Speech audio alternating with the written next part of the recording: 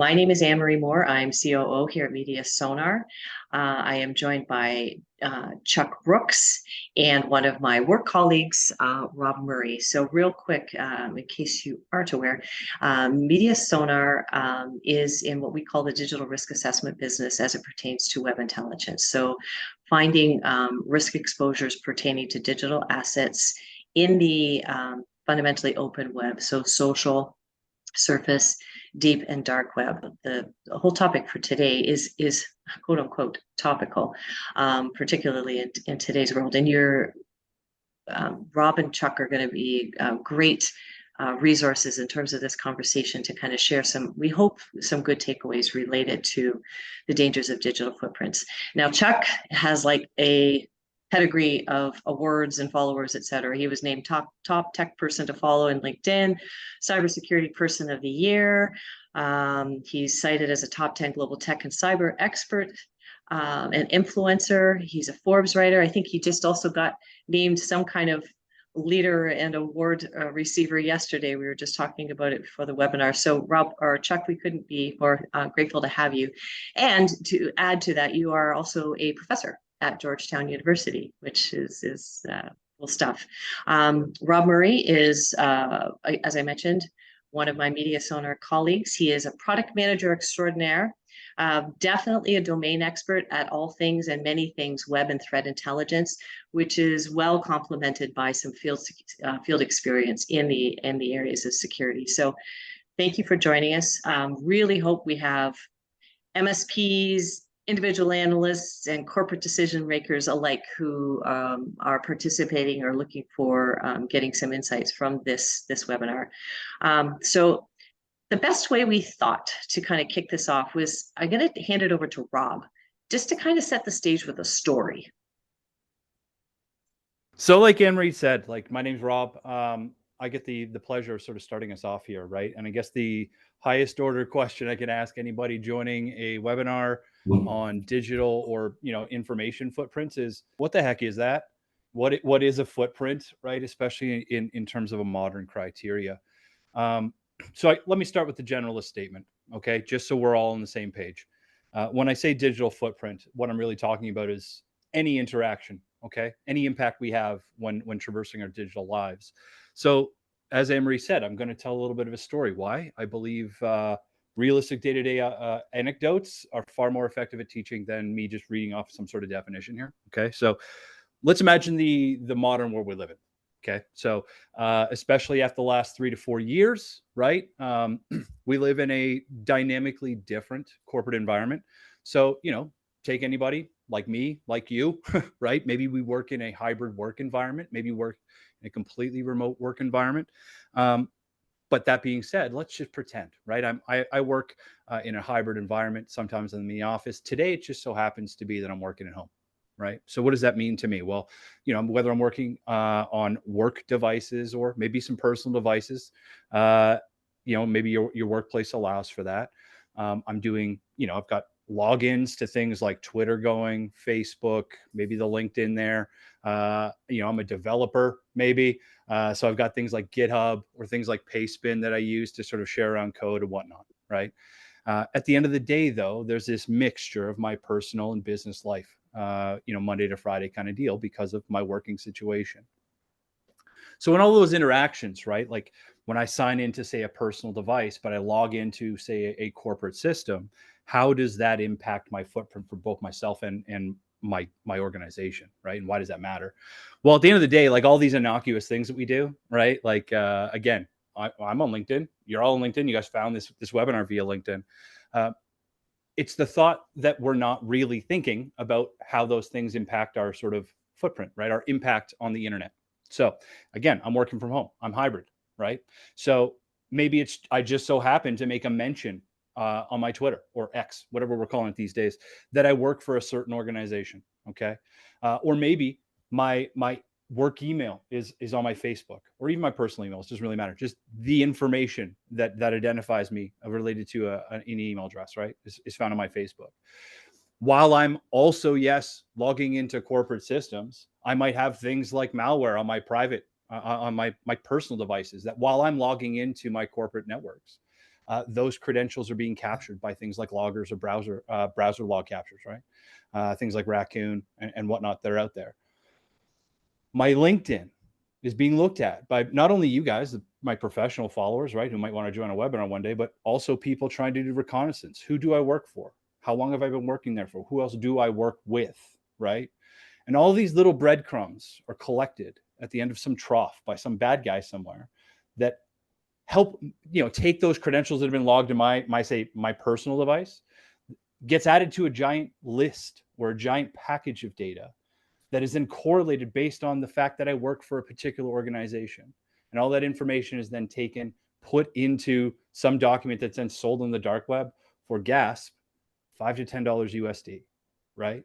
So when we talk about this topic of footprint, it's where I go, it's what I do, it's what I buy, it's what I sign up for, right? And that really isn't all that different than, say, we've got a picture of a foot here. I like using the correlation. It's like a footprint in the sand. I can tell someone's height, their speed, their direction of travel from these things, right? And there's no difference between our digital footprint and the physical one.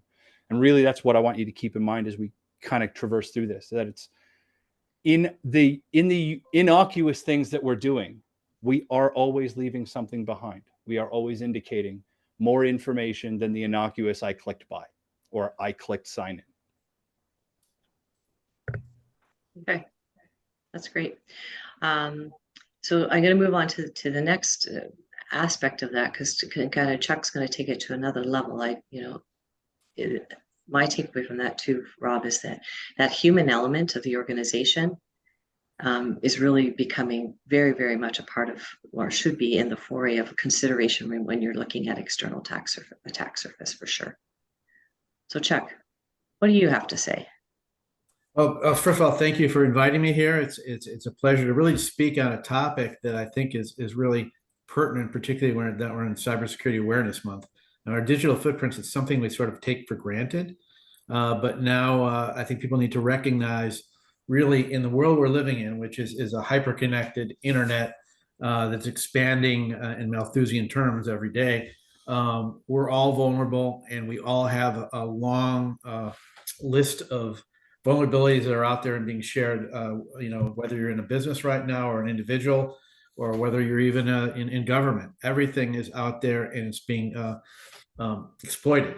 So what are the forces at play? I mean, there are so many that are happening right now.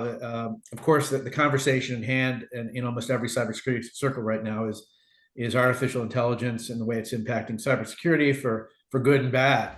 But from a term of a digital footprint aspect, artificial intelligence is a really useful tool for a hacker. They now can do in much quicker terms, much greater terms, what they were doing manually. They could look at hundreds of websites, use keywords, find out your passwords easier, where you may be traveling, where you work, where you lived, what bank accounts you're using, what you buy. And a lot of this is really coming out of what is already being used by marketing. I'm sure all of you have thought about buying something, and maybe you're on Facebook or another social media site, and you go and do a check on maybe a watch or a purse, and all of a sudden you get 10 pop-ups from different places saying here's the item that you should look at. So I think that there's no such thing as privacy right now, but what we need to do is control it, and understanding that AI has that capacity to make it much easier for the bad guys is a first step. The other force at play is, of course, Internet of Things. Internet of Things is expanding just as fast as the internet. The average person by 2025 is going to have 5 devices attached to them. We may have more already. The fact is that they're not protected well in a cybersecurity sense. They're usually the default password, and hackers will use any access to you. And if you're using an item on the internet, on Internet of Things, and it has a lot of information about you on it, it's another target for them to get into and use against you. Of course, as Rob said, the remote work is really now the paradigm of current offices. At least more than 50% right now are using remote or hybrid work. So what that does is it makes you much more vulnerable, because you're no longer under the the ultimate protection of an IT shop or cybersecurity group inside the office that's putting up firewalls and blocking everything.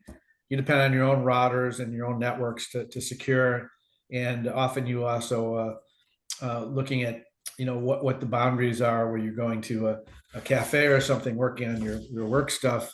You could be easily hacked. So there's a lot of issues there too. And then same thing with BYOD. You're seeing a lot of commingling of personal devices and also business devices. And when you go to the web on those devices, you may be downloading malware. You may be giving away information that's cross-pollinated through your business account. And of course, the other factor, which is another big one, is that we're all moving to the cloud, which is good and bad. There are obviously aspects of encryption, but your data is now being shared up there, and it's shared and co-located with a lot of others.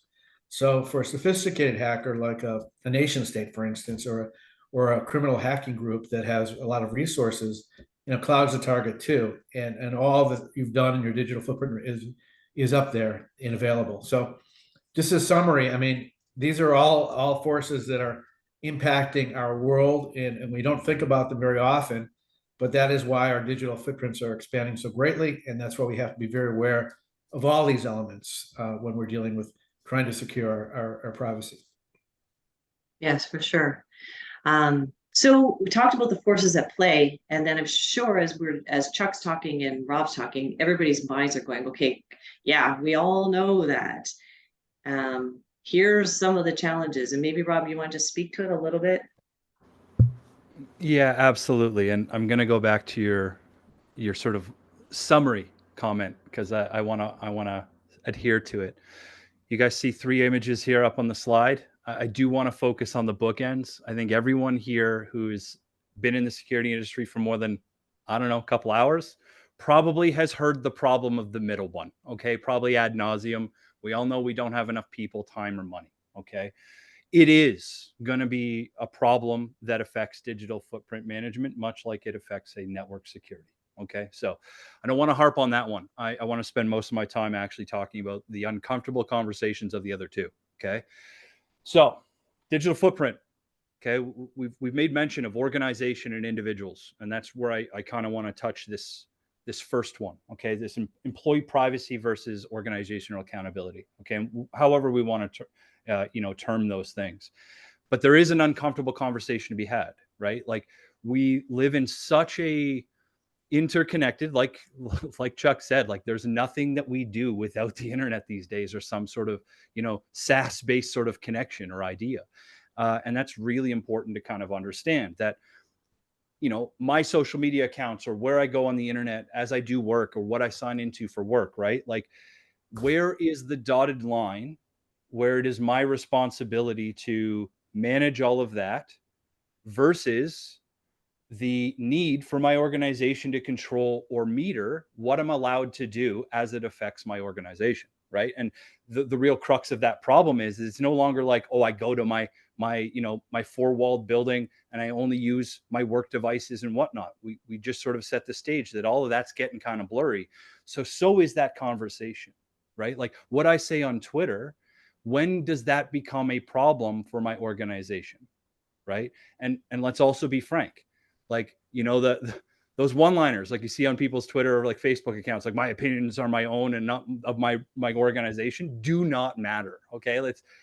It's a legal defense that is not a legal defense. And frankly, even if it was, society doesn't care. Right. So where or how do we have that conversation? Well, it's on the part of both parties. Right. So me as an individual, I can talk about my rights to privacy all the time, but if I'm doing things willingly that actually can harm my organization, it is my responsibility to shore that up.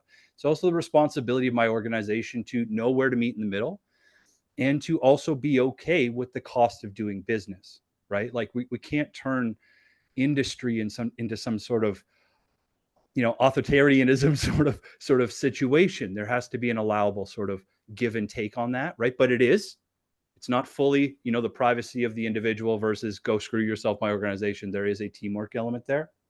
And that sort of segues into that unclear responsibility, right? So Okay, so if it's my responsibility as an individual to sort of play by the rules, whose responsibility is it in the organization? Well, even that's kind of gray, right? Like, talking to, a core cybersecurity team, they don't want to set up the policies to manage somebody's information, right? Like they're looking at defending the walls and buying the new tools and, deploying all the new sexy techniques to stop the bad guys. Is it marketing? I don't know. We say some stuff that's kind of close to that, but we're just trying to sell stuff, right? Like, is it, is it public relations and like corporate comms? Maybe, but they have no idea what's going on in security or even in the marketing side of things, right? So, like, whose responsibility is it? Well, again, we would posit that it's maybe a mixture, and it really comes down to your organization, right? Like, for a company like Media Sonar, like, it's a bit of all, right? We've got a sort of a multidisciplinary team that sort of takes care of that. In something like a JP Morgan, they probably have an entire department just for this. So it depends, right? So, and yes, skills, time, and money. I'll say it just to tail it in there just to make sure it doesn't get lost, but we all know that argument all day. I think your organizational kind of size, industry, and just structure of your organization is a good comment for that last point you're making, Rob, because it will definitely vary. And I think probably the most important thing is acknowledging that oftentimes it is unclear and it's kind of then, so what? What do you do? Right? Yeah. Well, and one tailing question, just in response to that, because you're absolutely correct, Anne-Marie, right? Like, I guess the ultimate crux of this crux of a conversation is, doesn't matter if it's confusing. It doesn't matter if there's a muddy conversation or a pretty uncomfortable conversation to work through. It doesn't mean we don't do it, right? Like that's the other sort of thing here is it's regardless of the size of the organization, there's always something you can do to improve the standpoint of either both the management and awareness sides of the digital footprint. Just avoiding it isn't sort of the solution. Yep. Yeah, good comment. I think there's one other element I think Yeah. that would be interesting to add. When you're talking about the organizations itself, there is a change with the younger employees, let's say under 35, they tend to use social media more often. They also tend to share more often, and they also tend to have poor cyber hygiene. So this is actually a big risk for organizations because it's exposing the digital footprint much more than it has in the past. And that requires an awareness and training and understanding of the risks inherent when you're joining an organization or company. So there's another element there that is tracking, which is a little disturbing to watch because I know from having younger members of my family, they tend to live on social media and communicate on social media and don't really care, at least until they start working in the workforce, what they Yeah. see. Yeah. And that's all with them forever. Yeah, for sure. Well, one last shoehorning comment by me, because I love what you just said there, Chuck, right? So I'll just pose the question, right?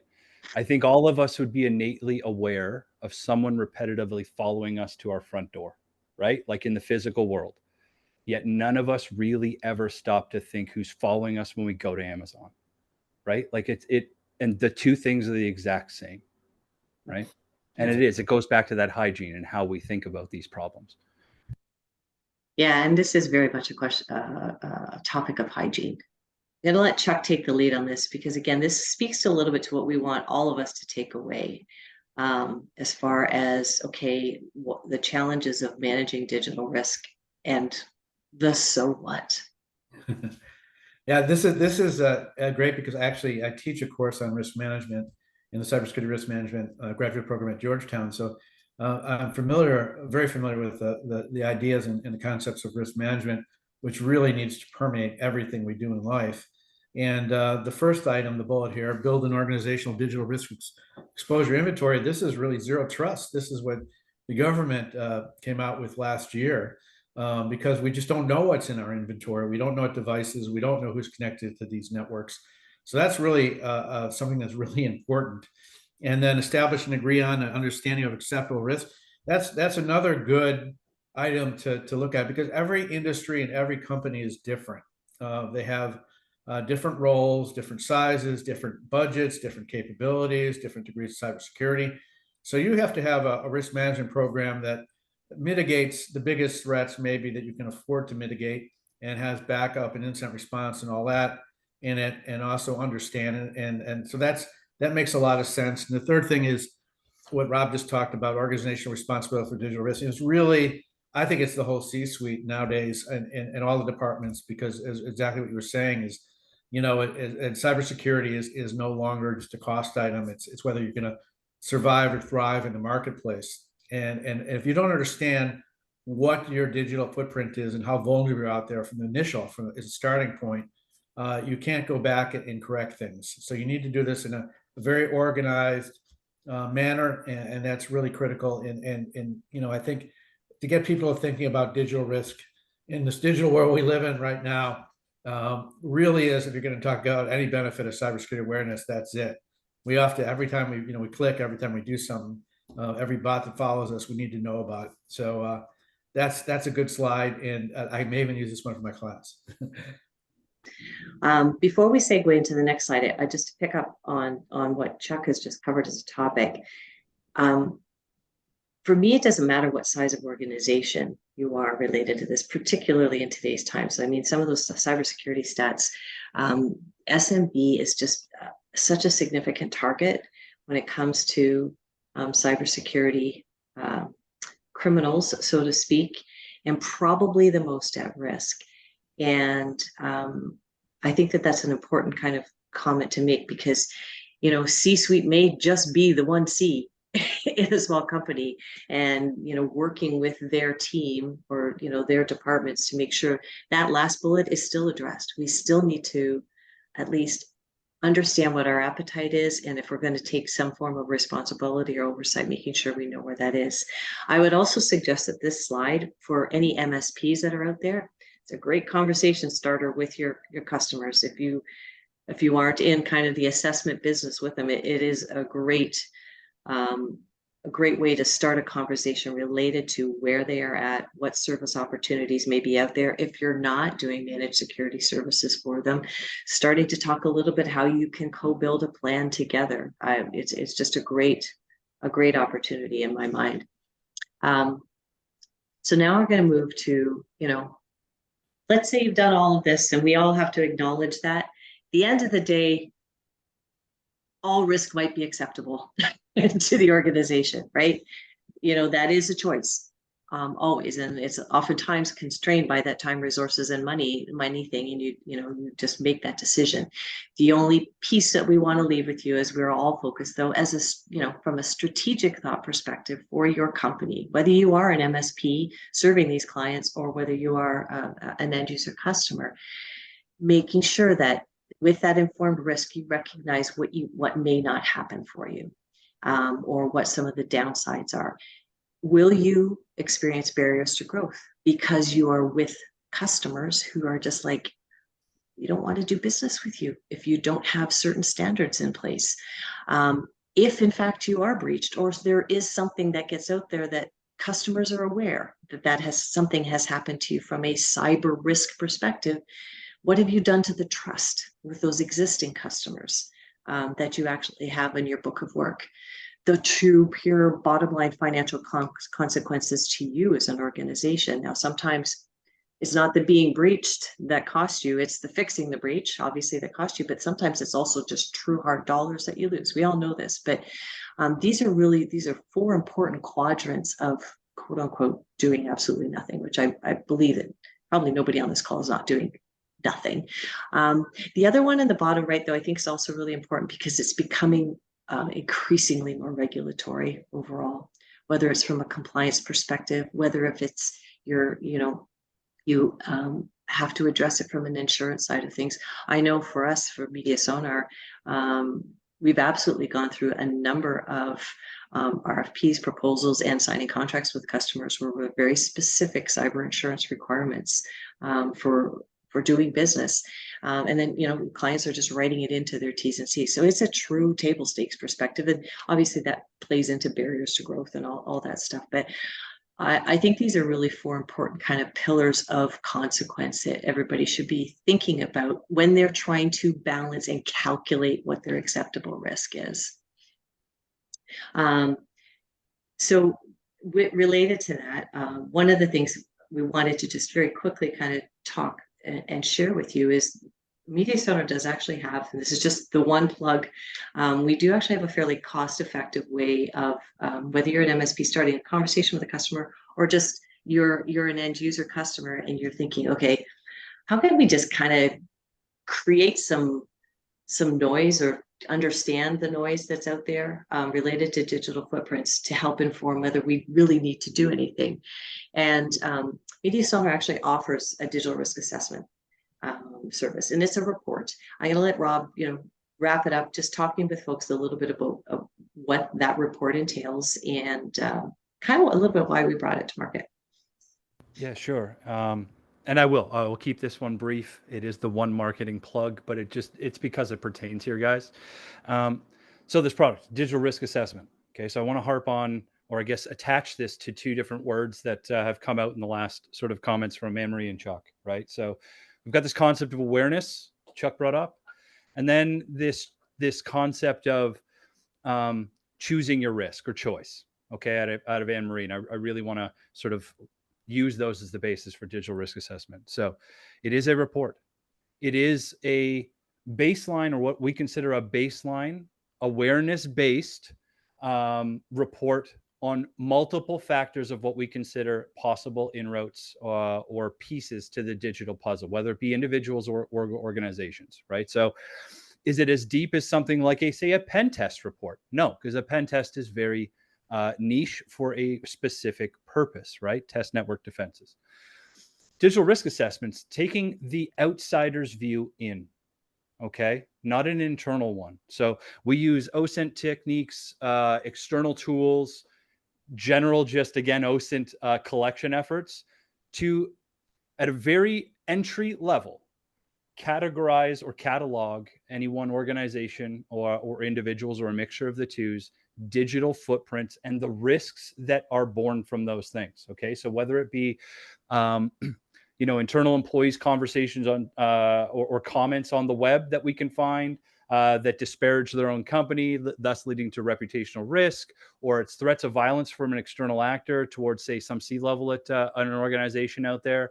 It's things like uncovering base layer, say, vulnerabilities in technical systems, right? Again, not a pen test, but it's from the perspective of an attacker or an outside party to the organization or individual. We collect all of that information, risk prioritize it, and then offer solutions or suggestions to help manage the outcome of that particular piece on one's footprint, right?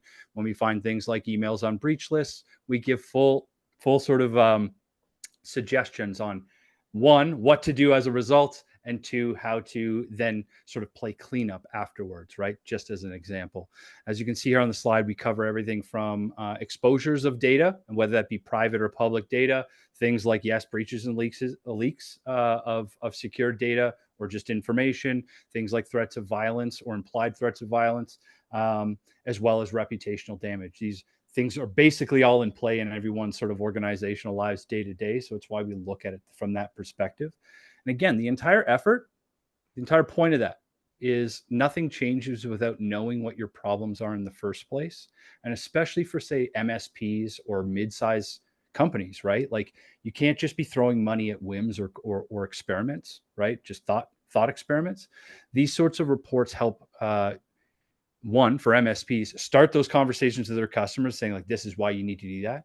And it can be very enlightening for those companies that are mid-sized enough to not go to an MSP, but still have trouble having those conversations through the barrier of executive of why things matter and why things need to possibly change in one's environment, right? So a DRA is just a really cost-effective way of starting that conversation while taking in sort of your earmarked sort of like, these are our biggest issues and these are the conversations we need to have, and these other ones we can have at a later date, and that's our choice because we are aware, right? So yeah. Thanks, Rob. Okay, we're at questions. We've got a couple of questions in there. One individual says, what department do you recommend being responsible for managing digital footprint risk? If it's multiple, is there one that should be held ultimately responsible, and who should lead the charge? Chuck, I'm going to ask you to answer that one. It really depends upon the organization or company. It depends whether you even have a CISO or a chief digital officer. But I think really, again, you're going to put it just to the C-suite. I think it needs to be a collective decision and they have to assign the right people to do it because it's a top-down thing and it affects every company. So, there's no one person that stands out in every situation. So I think you have to really make it customized to your situation. Yeah, and with that, the individuals that take that leadership role have to really understand the impact to the organization. It's almost like they have to be close to the understanding of what to do and what it would impact if we don't do something with it, which requires um, more stakes to lose, I guess, too, right? Within the organization, that's probably would be the other kind of criteria. Say who's got the most to lose.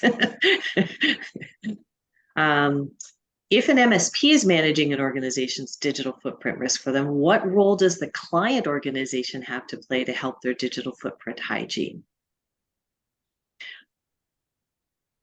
So I have my opinion on that, and again, it probably varies very much with the relationship between the MSP and the client that they support. But I would always argue that the client organization is who is responsible for their hygiene, that they would hold their MSP accountable to manage it for them. But as an MSP, you always look. I think we all look at ourselves as somebody who's your trusted partner, but you have to do it together.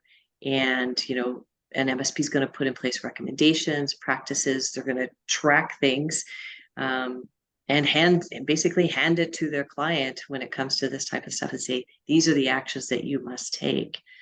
And the client's still going to have to take those actions. There's probably technical things an MSP is going to be able to do with the hygiene that the client doesn't even need to know about, but there might be some bigger overarching practice and policy things that the MSP just can't enforce, right? Yeah, I'd say, I mean, truly, philosophically, I see it, the MSP client relationship very much like, a primary organization and an individual employee, right? Like in that environment, the client for the MSP is like the individual, right? So I sort of talked earlier, like there's an uncomfortable conversation of like, my organization knows how to protect its footprint, right? The best, it is itself. But what right does my organization have to tell me about what I'm allowed to do within my autonomy, right? And it's similar with an MSP. It's the MSP's job to keep the client safe, but at some terminal point, the client goes, "It's my company. I do what I want," right? To Anne Marie's point, much like my one way earlier, it's still the individual's or the client's responsibility to take the steps necessary to keep themselves safe, hopefully at the behest and advice of the organization or the MSP customer, right? But there could be potentially an awkward conversation of the MSP going like, we know better and you really should listen, but you are paying the bills and you're just not listening, right? So like it is difficult still. But again, from an MSP standpoint, you need to try your hardest as the SME in the security space, hopefully, managing a process for a client that you can effectively argue the benefit and value of why you want to do that versus just hearing, well, I guess I'm not allowed to tell them to do that, right? Great answer. There's one question here that I think we're going to close off with, and then we're going to leave it. And we really, really thank you again all for attending. Obviously, there are benefits to looking for digital footprint risk on a real-time or a daily basis. My organization doesn't have the resources to do this task very often or that often. What is the benefit of looking on a less frequent basis, be it, let's say, monthly or quarterly? And Rob, I'm definitely going to lean into you on this one. I knew this was coming. No, it's a great question, right? Like I guess it nods back to the thing I didn't want to talk about, which is like time, money, and expertise, right? Here's the thing. Like I get it, like real-time monitoring of these things, like near instantaneous knowledge that somebody's threatening your company or a breach has happened on a certain email or whatever. The value of that is obvious, okay, but unless you're some very high speed corporation making a ton of money that can be putting millions upon millions into endeavors like that, and that's the price tag of real-time monitoring of all of this very disparate data. I got to go back to what I had said earlier, right? Like, okay, so in the face of not being able to monitor, let's put a sarcastic sort of tone on it. What's the value of like checking this semi-annually, by like quarterly, weekly, whatever, like at some sort of slower interval? I have to again, just reiterate, like it comes back to, if I don't know what my problems are as a behavior metric, like as what humans will probably do or groups of humans will do, if it's not a detectable problem, they won't put resources towards it. So without some level of awareness, and hopefully, right, like hopefully, not hopefully, with the extra layer of like, by checking even like twice a year, you can get a delta. What's changing? Is things going down? Is things going up? Right? Like these all lead to choices, prioritizations, allocations of things like money, people, and expertise, right, towards real problems. But without cataloging what those problems are, and worse, without even imagining there is a problem, you can't begin to have those conversations or actually put into place solutions to combat these very difficult problems. So I would always say, instead of doing this much is just as good, right? Like versus like a million. Like we can baby steps this, right? Like, hey, you check twice a year and it avoids 2 digital problems. Well, then that's a couple like government like fines and like loss of business that we next year could put towards doing more scans, maybe, right? So like it's a cumulative process, but to simplify it, doing nothing is always going to be worse than doing one thing, right? Versus many things. So Chuck, any parting comments? Yeah, and I'm just thinking of this in terms of risk management again. And I'm thinking, if you're, buying a home, you always need a home inspector to find out whether there are any floods or fires or appliances that are not up to date. It's really the same with the internet and the web. You don't know what's there until you check it. So I think, it really does start with this risk management aspect of it, to look at what your portfolio has and what it doesn't have. And so that's my thought. And it's everyone needs to start there. It's a starting point. Yeah, totally agree. Okay, so last slide just shows some contact information. Anybody wants to learn more or get on? I'm always happy to get on the phone and talk a little bit more about any of this stuff. So please do. So thanks again to all who attended. Take care. thanks all. Thank you.